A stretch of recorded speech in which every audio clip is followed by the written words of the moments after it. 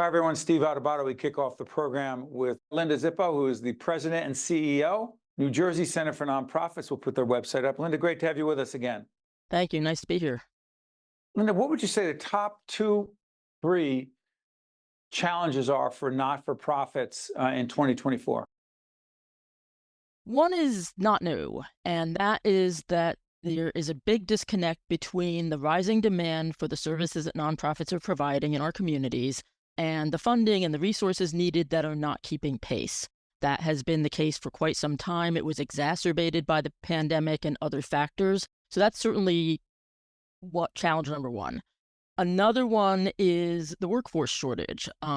Nonprofits are experiencing, this is nationwide, but certainly very acute in New Jersey, a severe shortage of high vacancy rates and trouble filling those vacancies. And that's also due to a number of different factors.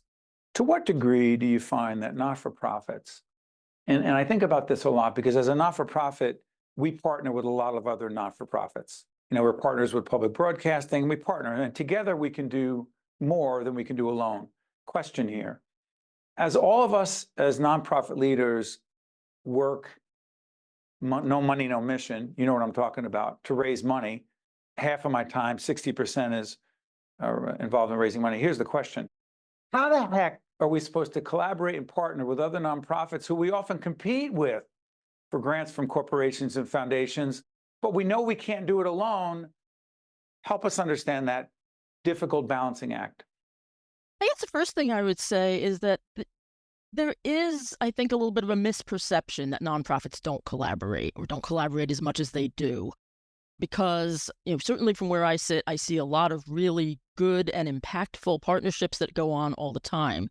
I think one of the challenges and the opportunities is we have to kind of get past this scarcity mindset, the always idea that we have to do more with less, that has to be the MO for every single nonprofit. And it's not sustainable. And that's part of the reason why we're kind of in this situation where it looks it's pretty stark right now for the nonprofit community.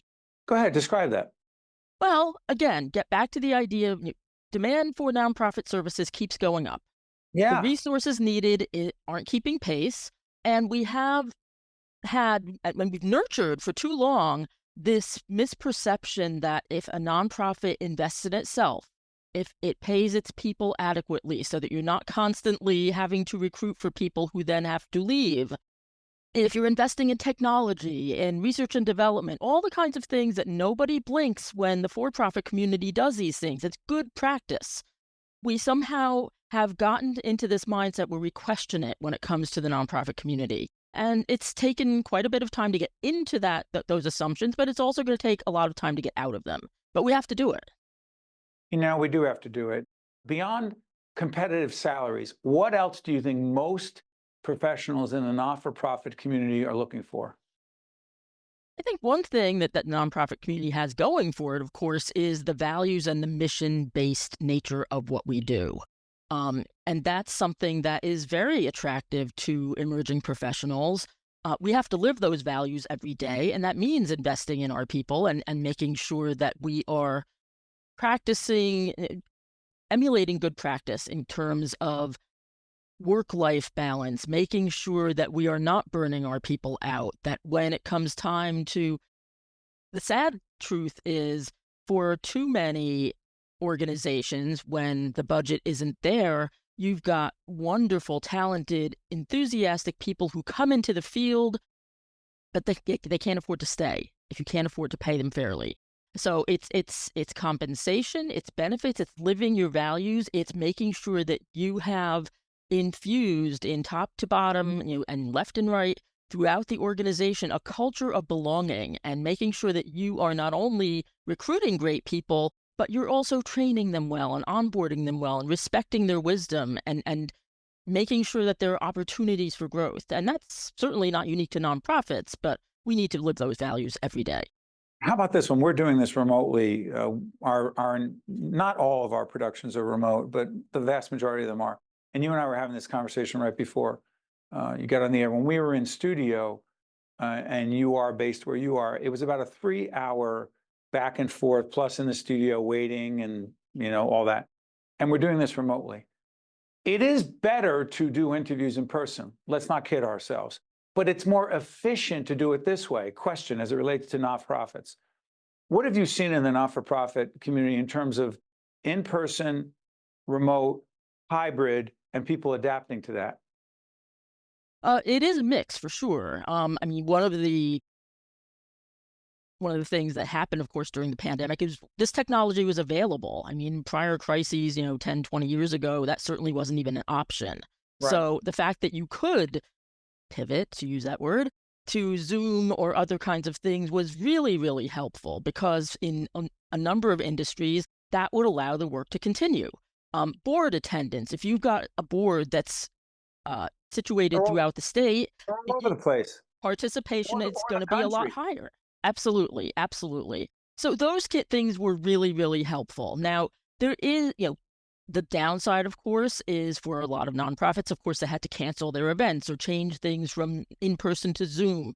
That's not always the same as being in person. And then back to the employment situation, first of all, we all know that not every nonprofit can do their work remotely. Even if some employees can be remote in a lot of different nonprofit fields, they can't all be remote. So that's No. one thing. I mean, it does provide opportunities in terms of recruiting and some employees who or some would-be employees who don't want to come into the office all the time. Again, we've got a labor shortage, so we have Right. to adapt. But it does create challenges in terms of making sure that people stay connected and making sure that everybody is kind of rowing in the same direction. Can't thank you enough for joining us, Linda. Thanks so much. Thanks so much. Appreciate it. Stay with us. We'll be right back. Here at Kane University, everyone gets their chance to climb higher. Michael came to Kane and found his passion for healthcare, and now he's a doctor. After Trisha graduated, her graphic design work was featured in the New York Times. Samantha is studying athletic training and finding her path through an internship with the New York Giants. Real students, real stories, real success. Cougars climb higher. Kane University. Also brought to you by Horizon Blue Cross Blue Shield of New Jersey. Here when you need us most. NJM Insurance Group, serving New Jersey's drivers, homeowners, and business owners for more than 100 years. Robert Wood Johnson Foundation, working for a healthier, more equitable New Jersey. The Russell Berry Foundation, making a difference. Valley Bank. Veolia, resourcing the world. New Jersey Sharing Network, the Northward Center. And by Kane University, where Cougars climb higher.